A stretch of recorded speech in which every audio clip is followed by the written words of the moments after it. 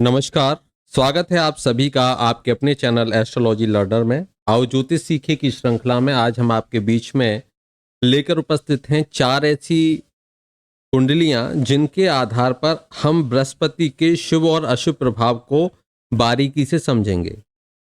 आप भी बृहस्पति के इन प्रभावों को अपनी जन्म पत्रिका में देख सकते हो और उसका विश्लेषण कर सकते हो कि आपकी जन्म पत्रिका में बृहस्पति की क्या स्थिति है, क्या आपको बृहस्पति की पूजा अर्चना करना चाहिए या उसके रत्न को धारण करना चाहिए। बृहस्पति का रत्न पुखराज होता है और बृहस्पति से संबंधित जो वस्तुएं हैं उसमें चने की दाल, हल्दी आदि ये वस्तुएं इसमें शामिल होती हैं। जितने भी रसीले द्रव्य हैं उन सब के जो परिचायक हैं, उन सब के जो धोतक हैं वह बृहस्पति ही माने जाते हैं।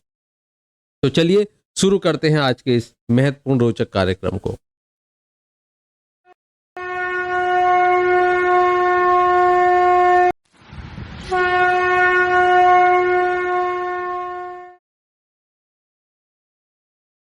हमारे सामने ये 2 चार्ट हैं। इनमें से सबसे पहले हम पहले चार्ट पर चर्चा करेंगे, यानी कि जो पहली जन्म कुंडली का ये चार्ट है, इसको जरा ध्यान से देखिए। इसमें ये हम पहले घर का अगर हम देखें, पहले घर को देखें तो ये जो लग्न है ये मीन लग्न है। मीन लग्न का अर्थ हो गया कि गुरु बृहस्पति लग्नेश हो गए। देखिए बृहस्पति को बहुत ही शुभ ग्रह माना जाता है और अगर ये बृहस्पति वक्री अवस्था में चले जाएं तो इनकी शुभता में वृद्धि हो जाती है। वक्री की दशा में जो पाप ग्रह यदि वक्री होते हैं तो उनकी अशुभता बढ़ जाती है, वहीं यदि शुभ ग्रह वक्री हो जाएं तो उनकी शुभता में वृद्धि हो जाती है। तो वक्री अवस्था में बृहस्पति और अधिक शुभ हो जाते हैं। और यहां हम इस जन्म कुंडली को अगर देखें तो अगर इसमें जिस प्रकार से जन्म कुंडली में है कि लग्न का जो अधिपति है, जो लग्न का अधिपति है, जिसका आधिपत्य है वह बृहस्पति होते हैं। यहां पर अगर इनके ऊपर 5 या 5 से अधिक पाप ग्रहों का प्रभाव हो, लग्नेश के ऊपर बृहस्पति लग्नेश हो और बृहस्पति के ऊपर 5 या 5 से अधिक पाप ग्रहों का प्रभाव बनता है तो यह बृहस्पति कितना ही वक्री क्यों ना हो, इसका जो वक्रत्व है वो काम नहीं करेगा। कहने का अर्थ हो गया कि बृहस्पति जैसे यहां लग्नेश हैं, पहले घर के मालिक हैं, यहां देख रहे हो आप मीन राशि है, पहले घर के मालिक हैं, और ये निर्बली हो जाएं, अगर निर्बली हो जाएंगे, जब बहुत सारे पाप ग्रह इनको देखें, पाप कर्तरी में ये फंसे तो ये सभी स्थितियां इनको निर्बली कर देती हैं। तो जब ये निर्बली हो जाएंगे तो उस स्थिति में ये जातक का, क्योंकि ये बुद्धि यानी कि ज्ञान, ये ज्ञान को इंगित करते हैं, ये शरीर के बल को इंगित करते हैं, तो कहने का अर्थ हो गया ज्ञान कहां रहेगा, मस्तिष्क में। तो ऐसे व्यक्ति का मस्तिष्क निर्बल हो जाएगा, कमजोर हो जाएगा। इस बात के परिचायक होते हैं। ऐसे जातक की बुद्धि का विकास जो होगा बहुत कम मात्रा में होगा, बहुत कम विकसित उसकी बुद्धि हो पाएगी। अब जैसे हम इस सूत्र के आधार पर, जो लाल किताब का सूत्र है, इसके आधार पर हम इस पहली कुंडली का विश्लेषण करेंगे। कुंडली नंबर 1 को हम देखेंगे। पहले कुंडली का हम थोड़ा थोड़ा मोटा मोटा विश्लेषण कर लेते हैं। इस जन्म पत्रिका को अगर आप देखोगे तो इसमें लग्नेश कौन होते हैं, लग्नेश होते हैं गुरु बृहस्पति, क्योंकि ये मीन लग्न की जन्म पत्रिका है, लग्नेश बृहस्पति होते हैं। फिर यहां पर ये 3 ग्रह बैठे हुए हैं, शुक्र शनि बुध, ये 3 ग्रह आपको दिख पा रहे होंगे दूसरे भाव में, शुक्र शनि शुक्र बुध, और यहां पर 1 नंबर लिखा हुआ है। 1 का मतलब हो गया मेष राशि, दूसरे भाव में मेष राशि आती है, और मेष राशि में शनि का बैठना, और शनि को क्या कर देता है, नीच बना देता है, शनि नीच हो जाते हैं। और शनि की 3 दृष्टियां, 1 2 3, इस भाव को शनि देखेंगे पूर्ण दृष्टि से, और 4 5 6 7 जहां बृहस्पति बैठे इस भाव को देखेंगे पूरी दृष्टि से, 9 10 यहां ये 10वां भाव बैठेगा, यहां इसको देखेंगे एकादश भाव को पूरी दृष्टि से। शुक्र देख रहे हैं अपने घर को ही पूरी दृष्टि से। देखिए, बृहस्पति और शुक्र की नैसर्गिक शत्रुता है। बुध भी शुक्र को शत्रु ही, बृहस्पति को शत्रु ही मानते हैं, और शुक्र और बुध अति मित्र हैं, बहुत अच्छे मित्र हैं आपस में। तो इन दोनों का एक साथ बैठना तो ठीक ठाक है, लेकिन यहाँ हम चर्चा कर रहे हैं बृहस्पति की, जो लग्नेश हो चुके हैं। अब जरा और ध्यान से देखेंगे तो 1 2 3 4 5 6, ठीक है। यहां हम देखें तो शुक्र के घर में कौन बैठे हुए हैं? मंगल बैठे हुए हैं, ठीक है। राहु को देखें 1 2 3 4 5 6 7 8 9, राहु की दृष्टि भी किसके ऊपर है? बृहस्पति के ऊपर। तो हमें बृहस्पति के ऊपर जो ग्रह मिले वो कितने मिल गए? हमें बृहस्पति के ऊपर मिल गए 2 और 2 4 ग्रहों की यहाँ पर दृष्टि हमें दिख रही है। आगे और चर्चा करेंगे। यहां हमने इस जन्म कुंडली में इतना देख लिया। थोड़ा सा आप ध्यान देंगे, क्योंकि यहां पर लग्नेश कौन है? बृहस्पति हैं। बहुत ध्यान से आप समझते चलोगे। यहां हमने देखा कि बृहस्पति शत्रु राशि में बैठा है। मैंने अभी आपको बताया था कि बृहस्पति शत्रु राशि में कौन से होते हैं इनके शत्रु? तो शुक्र और बुध इनके शत्रु हैं। तो ये शुक्र की राशि में बैठे हुए हैं, तो शत्रु की राशि में बैठे हुए हैं। किस भाव में बैठे हुए हैं? अष्टम भाव में बैठे हुए हैं। शनि पाप ग्रह तो है ही, और शनि की दृष्टि इनके ऊपर से शुक्र, क्योंकि शत्रु हैं बृहस्पति का, अष्टमेश भी है, मूल त्रिकोण राशि अष्टम में आती है, और शनि के साथ बैठे हुए हैं, तो ये पूरी तरह से पापी हो चुके हैं। शुभ ग्रह हैं, लेकिन ये इस कारण से पापी हो चुके हैं। और बुध के बारे में आप जानते ही हो, जिस ग्रह के साथ बैठे, जैसे ग्रहों के साथ बैठे वैसा फल देने लग जाता है। तो यहां पर बुध भी क्या हो चुके हैं? पापी हो चुके हैं। तो हमने देखा शनि, बुध और शुक्र, ये इनकी दृष्टियां हैं, पापी हो चुके हैं। और चौथी जो हम देख रहे हैं वो है राहु। राहु की स्थिति देखिए, राहु भी नवम दृष्टि से बृहस्पति को देख रहे हैं। तो हमें कितने ग्रह यहां पर मिल चुके हैं? 4 ग्रह हमको दिख रहे हैं कि ये जो है पापी हो चुके हैं। कुल मिलाकर शुक्र और शनि यहां पर पापी हो गए, बुध भी पापी हो गए, यह हम समझ चुके। तो 3 पापी ग्रह हैं, शनि, शुक्र और बुध। इनका भी प्रभाव यहां पर बृहस्पति के ऊपर हो गया। अब देखिए बृहस्पति को और ध्यान से देखेंगे। देखिए मंगल का देखें अगर, तो मंगल कहां देख रहे हैं? 1 2 3 4, चौथे यानी कि सूर्य के घर को देख रहे हैं। और सूर्य जिस पर मंगल की दृष्टि है और उस भाव पर, वह कहां बैठे हुए हैं? वह लग्न में बैठे हुए हैं बृहस्पति के घर में। तो कहीं ना कहीं हल्का हल्का प्रभाव भी अगर देखें तो वहां ये जो जाता है, ये मंगल का भी यहां पर बनता है, क्योंकि मंगल पापी ग्रह हैं। और शुभ जो मंगल की दृष्टि में आते हैं वो आती है सिंह राशि, और सिंह राशि पर भी उनका यहां पर प्रभाव है। इस आधार पर मंगल के साथ में चंद्रमा बैठे हैं, और चंद्रमा बैठकर क्या हो चुके हैं? पापी हो चुके हैं। चंद्रमा भी बैठकर क्या हो गए हैं? पापी। तो कुल मिलाकर यहां पर पापी ग्रहों की संख्या बढ़ चुकी है। चंद्रमा क्यों पापी हुई है? क्योंकि चंद्रमा की खास बात है, जैसे ग्रहों के साथ में बैठते हैं वो वैसे ही हो जाते हैं। अब मंगल पापी ग्रह हैं, मंगल के साथ में चंद्रमा बैठे हैं, तो यहां पर यह चंद्रमा भी पापी हो गए। अब देखिए इस प्रकार से, अब ये जो बृहस्पति है, अब ये क्या आपको लगता है लग्नेश है, क्या ये शुभ प्रभाव दे सकता है? बिल्कुल नहीं। इसका हमको बल बढ़ाना पड़ेगा। इस कंडीशन में आपको क्या करना पड़ेगा? पुखराज पहनना पड़ेगा। जो बृहस्पति का रत्न है वो पुखराज पहनना पड़ेगा। और ये जो बाकी ग्रह, इनका आप इनमें जब ज्यादा कंडीशन देखें तो उनका दान कर सकते हो, उनका जप आदि कर सकते हो। बृहस्पति के यहाँ पर हमें पुखराज भी पहनना है, साथ ही साथ इसके मंत्र जाप भी करने हैं। बृहस्पति का व्रत भी आपको रखना चाहिए यदि यह स्थिति बनती है जन्म पत्रिका में। तो आप देखिए यहां पर यह बृहस्पति वक्री अवस्था में थे, लेकिन वक्री अवस्था में होते हुए भी जहां इनकी शुभता बहुत ज्यादा बढ़ जानी थी, लेकिन फिर भी 4 पापी ग्रहों की इनके ऊपर दृष्टि होने से और इनके मित्र चंद्रमा भी पापत्व में आने के कारण, अब देखिए यहां पर कुल मिलाकर इनके लिए यह स्थिति शुभ नहीं रही।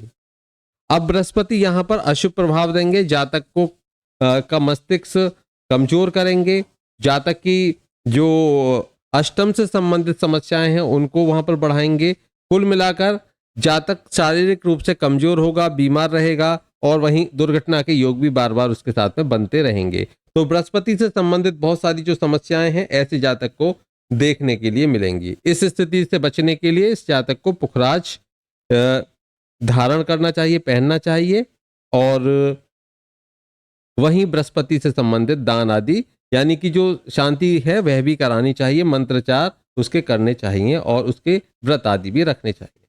चलिए अब हम बढ़ते हैं कुंडली नंबर 2 पर। ये जन्म कुंडली दूसरी को देख लेते हैं। दूसरी में क्या है?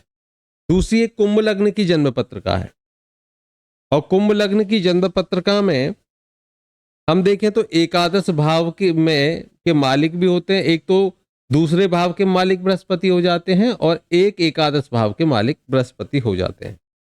स्पष्ट है यहां सभी को आपको? देखिए बृहस्पति का जो संबंध है वह कहां बन रहा है? वह पंचम भाव पर दृष्टि है, पंचम से संबंध बृहस्पति का यहां बन रहा है। और पंचम का जो मालिक है वो कौन बनता है इस जन्म पत्रिका में? बुध बनता है। तो वह बुध भी बृहस्पति के साथ में बैठ चुका है। पंचम जो भाव है ये आपके शरीर में पेट का प्रतिनिधित्व करता है। आपका जो पेट है ये पंचम भाव से संबंधित होता है। पांचवें भाव का जो करेंगे वो पेट से करेंगे। तो पाचन शक्ति अब देखिए इस ग्रह के अधीन बहुत हद तक आ गई, क्योंकि इसने अपने घर में बिठा लिया पंचमेश को, और पंचम को ये देख भी रहे हैं। कौन? बृहस्पति। ठीक है। अब देखिए अगर ये पंचम के साथ में एक सूत्र मैं आपको बता देता हूं लाल किताब का ही, कि अगर ये जो बृहस्पति हैं ये पंचम भाव के अधिपति के साथ में हो जाएं और पंचम पर भी अपनी दृष्टि डालें, और इनके ऊपर साथ ही साथ शनि की दृष्टि भी पड़ जाए, तो ऐसा व्यक्ति सदैव पेट में गैस यानी कि वायु विकार, जो पेट का वायु है उस रोग से ग्रस्त रहेगा। उसके हमेशा गैस बनती रहेगी।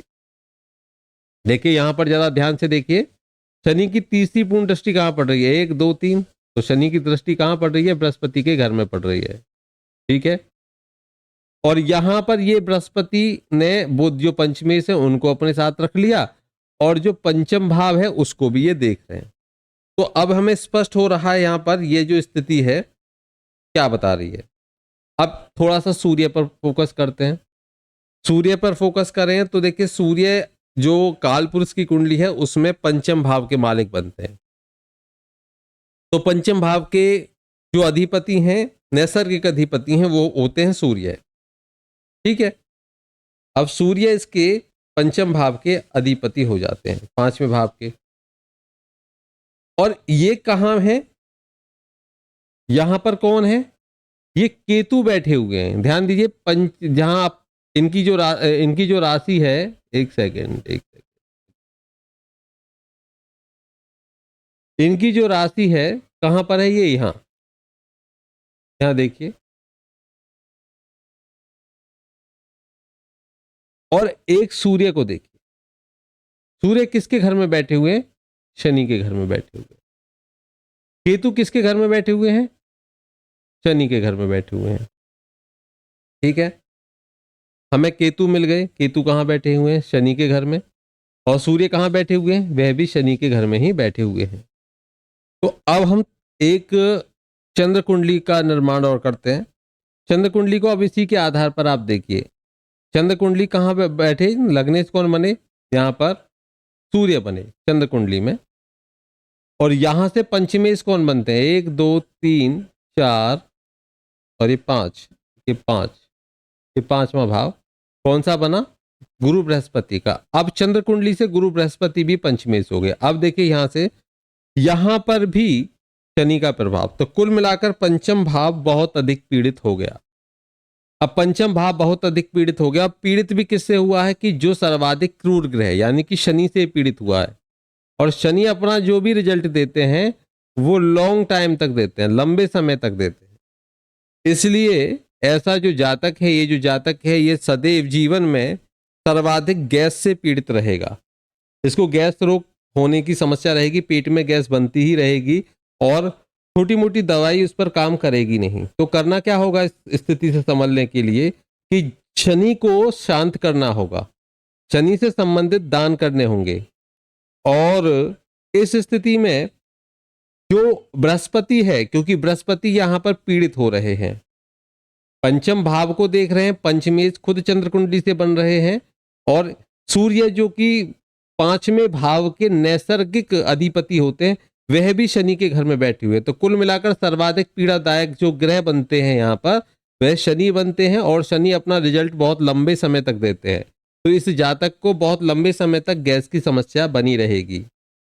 बचने के लिए शनि के से संबंधित उपाय करने हैं, शनि से संबंधित दान आदि करने हैं इनको, और बृहस्पति का रत्न पुखराज पहनकर यह बृहस्पति को बलवान करेंगे ताकि यहां शनि का प्रभाव क्षीण हो जाए और इनको इस समस्या से निजात मिल जाए। तो हमने ये 2 जन्म कुंडलियां देखी, आगे बढ़ते हैं, एक जन्म कुंडली के ऊपर देखते हैं, जन्म कुंडली 3 को देखते हैं। देखिए तीसरी जन्म कुंडली में क्या है, ये सिंह लग्न की जन्म कुंडली है, सिंह लग्न की जन्म कुंडली है। और अगर आप देखिए यहां पर 5 लिखा हुआ है तो ये सिंह लग्न की जन्म कुंडली है। 3 नंबर को हम देख रहे हैं इस समय, 5 लिखा हुआ है तो ये है सिंह लग्न की जन्म कुंडली। अब जरा लग्नेश को देखिए, लग्नेश सूर्य कहां बैठे हुए हैं, पंचम भाव में बैठ गए, ठीक है। बृहस्पति कहां बैठे हुए हैं, शनि के घर में बैठे हुए हैं, सप्तम भाव में। और शनि कहां बैठे हुए हैं, बृहस्पति के घर में, अष्टम भाव में। बृहस्पति एक और राशि के अधिपति होते हैं, वो है पंचम राशि, यानी कि पंचम भाव, यानी कि इनकी धनु राशि पंचम भाव में आती है। तो ये पंचमेश भी होते हैं और ये अष्टमेश भी हो जाते हैं। वहीं चंद्रमा जो बैठे हैं अपने ही घर में, और ये द्वादश बन जाते हैं। चंद्रमा यहाँ पर इस सिंह लग्न की जन्म पत्रिका में द्वादश हो जाते हैं, पापी ग्रह हो जाते हैं, द्वादश भाव के अधिपति हो जाते हैं। राहु यहां पर बैठकर तीसरे भाव में बैठकर, जो कि शुक्र के घर में बैठे हैं राहु, और उनकी पंचम दृष्टि किसके ऊपर जाती है, वो बृहस्पति के ऊपर जाती है। आप देखिए 1 2 3 4 5 शनि के घर को देखते हैं राहु, और बृहस्पति पर अपनी दृष्टि डालते हैं, तो ये एक पापी ग्रह हो गए। अब थोड़ा सा और देखते हैं, क्योंकि यहां पर बैठे किसके घर में है, एक दूसरे पापी ग्रह के घर में, शनि के घर में बैठे हुए हैं बृहस्पति, ठीक है। वहीं मंगल को अगर हम देखें तो मंगल की दृष्टि किसके ऊपर है, 1 2 3 4 शनि के ऊपर मंगल की दृष्टि आ गई, ठीक है। यहां पर अब इस स्थिति में देखिए चंद्र कुंडली को अब थोड़ा सा ध्यान रखें हम, तो चंद्र कुंडली से ये अष्टम भाव में बैठ के जाकर एक स्थिति और इनकी खराब है कि ये इनके घर में, यानी कि जिस भाव के अधिपति हैं उसमें सभी पापी ग्रह बैठे हुए हैं। सूर्य वो पापी ग्रह, अब बुध है सूर्य के साथ में, मंगल जैसे मंगल पापी ग्रह इनके साथ में बैठ गए। मंगल और बुध में बड़ी शत्रुता है। अब मंगल पापी हैं तो बुध भी पापी हैं, सूर्य तो पापी हैं ही, और इधर शनि पापी हैं। तो यहां पर ऊपर से 5वां हम देखें तो राहु की दृष्टि आती है बृहस्पति के ऊपर। अब देखिए ये सप्तम भाव के कारक होते हैं, बृहस्पति सप्तम भाव के कारक है, लेकिन बृहस्पति अपना शुभ प्रभाव तभी दिखाते हैं, ये कारक भाव है। एक सूत्र कहता है कि कारक कारक भाव का नाश करता है, लेकिन बृहस्पति पर यह बात सत्य नहीं। आप देखोगे कि बृहस्पति अगर कारक है 7वें भाव के और ये वहां पर शुभ स्थिति में है, कोई पापी ग्रह इनको नहीं देखता, शुभ ग्रहों की दृष्टि इनके ऊपर है, अशुभता वहां पर बिल्कुल भी नहीं है, तो इनका ये जो प्रभाव है ये बहुत अच्छा कर देंगे। जिस भाव में बैठेंगे उस भाव को सर्वश्रेष्ठ कर देंगे। लेकिन वहीं यदि ये कारक जो है ये कहीं पीड़ित हो जाएं, पाप ग्रहों से पीड़ित हो जाएं, तो उस स्थिति में ये उस भाव को नष्ट कर देते हैं, उस भाव को समाप्त कर देते हैं।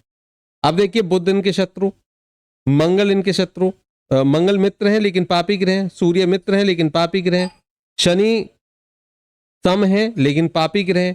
अब एक स्थिति और बनी इस जन्म पत्रिका में, जो चंद्रमा है, चंद्रमा बलवान है, और चंद्रमा बलवान है, लेकिन यहां चंद्र भी अगर हम देखें तो चंद्र में भी यहां पर समस्या हमें दिख रही है। कैसी समस्या, देखिए मंगल को देखिए 1 2 3 4 5 6 7 8 मंगल की दृष्टि जो 8वें भाव की दृष्टि है, 8वें भाव पर जो इनकी पूर्ण दृष्टि पड़ती है वह चंद्रमा के ऊपर है। तो यहां चंद्रमा भी पीड़ित हो गए, जो कि बृहस्पति के परम मित्र हैं, वो भी पीड़ित है और बृहस्पति भी पीड़ित है इस जन्म पत्रिका में। इस आधार पर इस जातक का विवाह नहीं हो सका, क्योंकि यहां बृहस्पति सर्वाधिक पीड़ित हो गए। और एक स्थिति और बनी कि अष्टमेश और सप्तमेश ने राशि परिवर्तन कर लिए। कहने का अर्थ है कि बृहस्पति और शनि के बीच में जो राशि परिवर्तन हुआ, शनि बृहस्पति के घर में और बृहस्पति शनि के घर में जाकर विराजित हो गए, यह स्थिति बहुत ही विवाह के लिए विलंब कारक बन गई। अब क्योंकि यहां पर चंद्रमा शुभ हैं लेकिन मंगल के प्रभाव में है, लेकिन यदि हम चंद्रमा को बलवान करेंगे तो ये बृहस्पति की सहायता कर सकते हैं और विवाह में जो समस्याएं आ रही हैं उनको कम कर सकते हैं। बेशक विवाह विलंब से होगा लेकिन होने की संभावनाएं बन सकती हैं। ऐसे में क्या किया जाए? ऐसे में चंद्रमा का रत्न मोती एक चांदी की अंगूठी में इनको पहना देना चाहिए, धारण करना चाहिए। साथ ही साथ जो शनि है और सूर्य है, शनि सूर्य और मंगल, ये तीन जो ग्रह हैं, और एक राहु, राहु को भी आप इग्नोर नहीं कर सकते क्योंकि राहु की बृहस्पति के ऊपर दृष्टि है। इनसे संबंधित दान करने चाहिए, इनकी शांति करानी चाहिए। देखिए ध्यान रखिए, जो ग्रह हमको बलवान करना है, जिसका रत्न पहनना है, उसका दान नहीं करना। अगर आप उसका दान करोगे तो वहां आपको उसका कोई रिजल्ट नहीं मिलेगा। इसलिए यहां पर बृहस्पति को बलवान करना है। बृहस्पति को बलवान करने के लिए हमें चंद्रमा को बलवान करना पड़ेगा।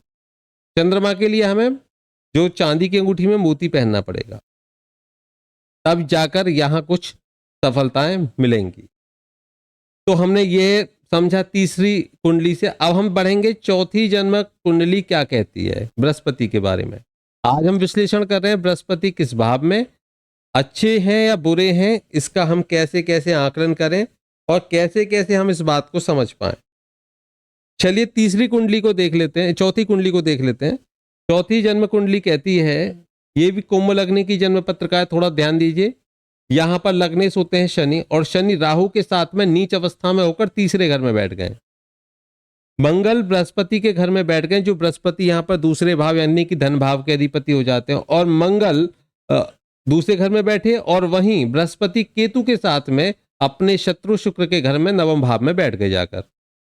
शुक्र जो कि नवम भाव के अधिपति हैं, वह चंद्रमा के साथ में छठे भाव में चले गए, और वहीं सूर्य और बुध के घर में पंचम भाव में जाकर विराजित हो चुके हैं। दृष्टियों की बात कर लें तो यहां पर राहु और शनि की पूरी दृष्टि बृहस्पति के ऊपर आप देख पा रहे होंगे, ठीक है। वहीं मंगल को देखते हैं तो मंगल का देखिए 1 2 3 4 5 6 7 8 अष्टम दृष्टि, पूर्ण दृष्टि वो भी बृहस्पति के ऊपर चली गई है।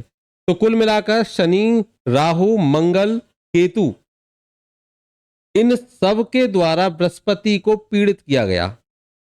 इन सभी ग्रहों ने बृहस्पति को यहां पर पीड़ित कर दिया है। स्पष्ट रूप से दिख रहा है कि मंगल दूसरे घर में, शनि तीसरे घर में, और ये जो सूर्य है, इस सूर्य बुध के घर में यानी कि तीसरे घर में। अब सूर्य क्या करेगा, यहां पर संतान को समाप्त कर देगा, और ऊपर से यहां शनि की तीसरी दृष्टि भी पंचम भाव पर पड़ गई।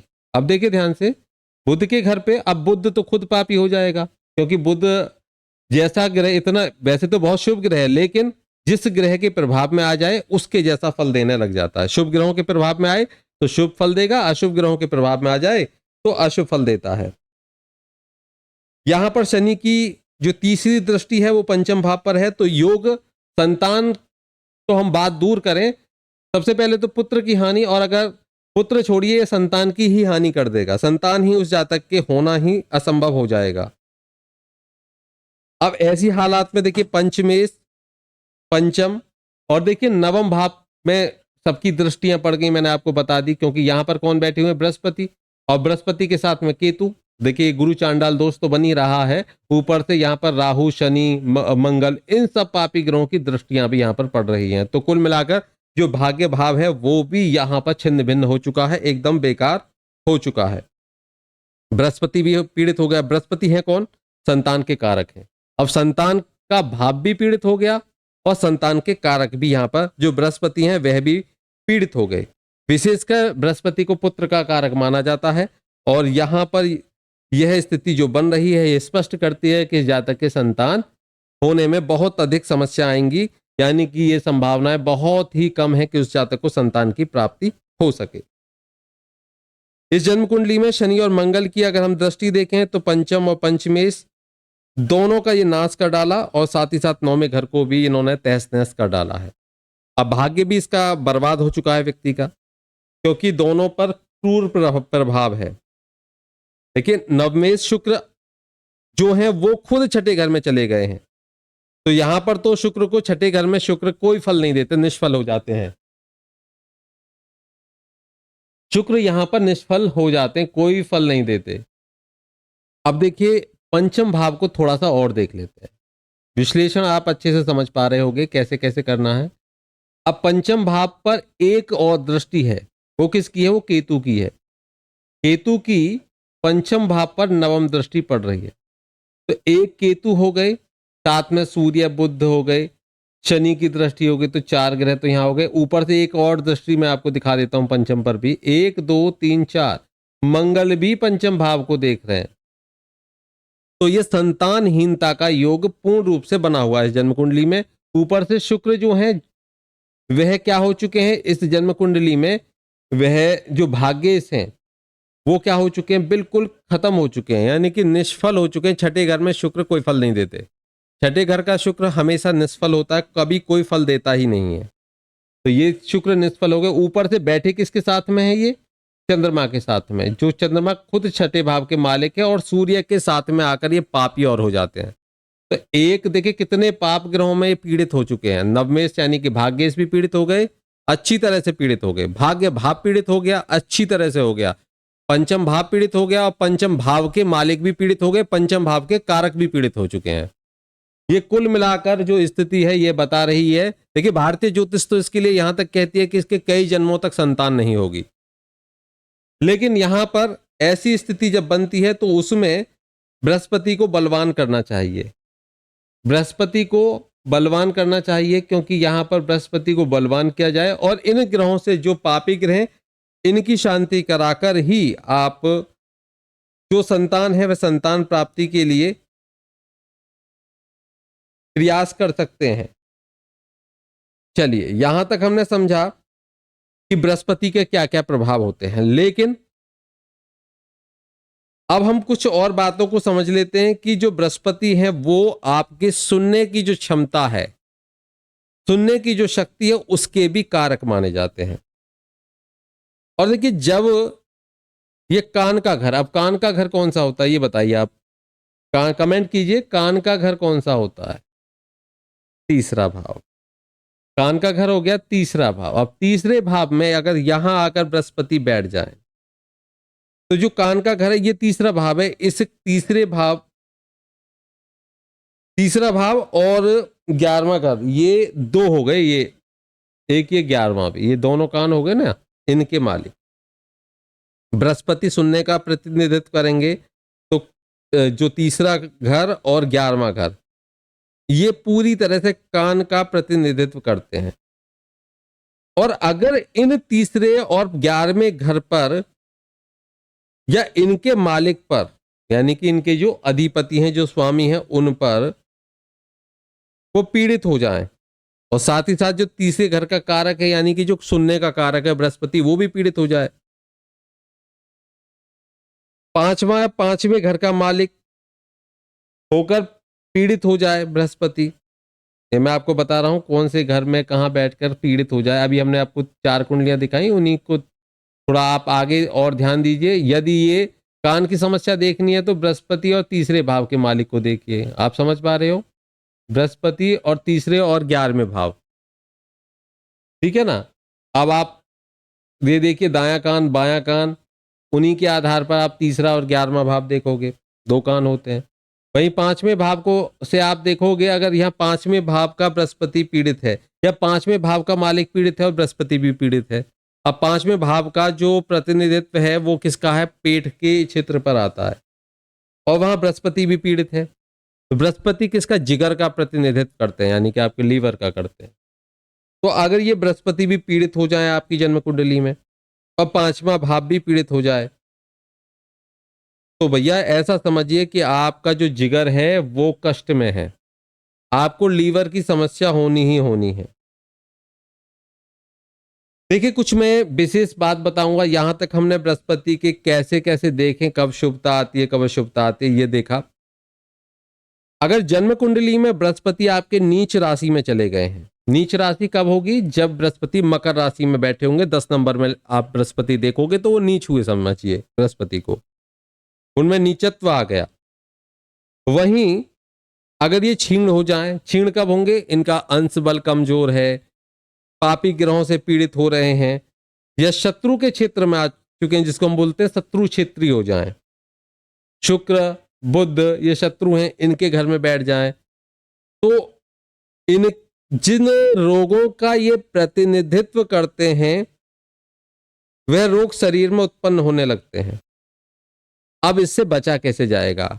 बचने का एक साधन है, जो ग्रह अशुभता दे रहे हैं, जो इनको पीड़ित कर रहे हैं, उनके आप दान कीजिए, उनकी शांति करिए। अगर वो अच्छे घरों के भी मालिक हैं या कोई आपको ऐसा लगता है कि आप उनसे अच्छा फल ले सकते हो, तो आप उनकी शांति विशेष रूप से कराइए, व्रत आदि कीजिए।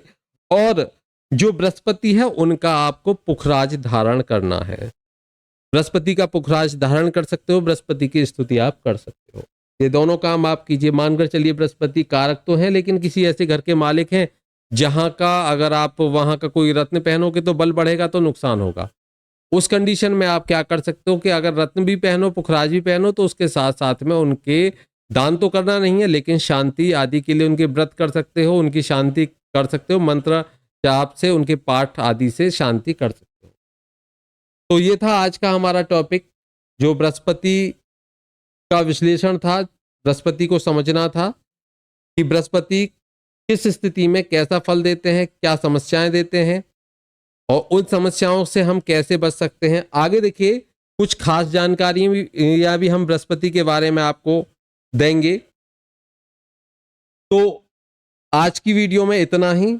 आगे फिर बृहस्पति से संबंधित किस भाव में बैठे हैं, कैसा फल देते हैं, कब अच्छा देते हैं, कब बुरा देते हैं, उनकी चर्चा भी हम विशेष रूप से करेंगे। और वहीं जो बृहस्पति से प्रत्येक भाव के आधार पर जो उसके उपाय होते हैं, उन उपायों की भी चर्चा करेंगे कि पहले घर में अगर बृहस्पति अशुभ हो रहे हैं तो क्या क्या उपाय आप कर सकते हो। ऐसे ही 12 भावों की हम चर्चा करेंगे। तो ये आगे रहेगा बृहस्पति के बारे में। आज के लिए इतना ही, मिलते हैं नेक्स्ट टॉपिक के साथ में। तब तक के लिए जय श्री कृष्णा, राधे राधे।